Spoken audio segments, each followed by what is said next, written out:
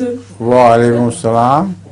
میرا سوال ہے کہ اگر اسلام دینوں کی ارتقاء کا عروج تھا تو کیا اسلام کے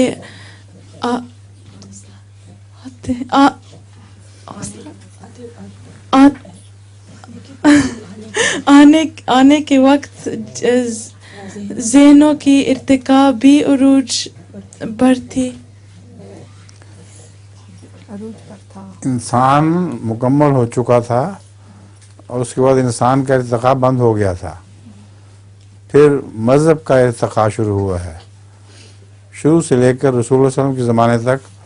پھر مذہب بھی آن حضرت کے زمانے میں اپنے عروج کو پہنچ گیا اور اس کے بعد مذہب کا عروج بھی ختم ہو گیا، اس کا ارتقاء بھی ختم ہو گیا.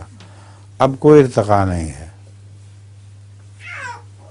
ٹھیک ہے، اب ترقی معکوس ہے، الٹا، جس کو سورہ 3 میں ذکر ملتا ہے، ثم رددناہ اسفل سافلین.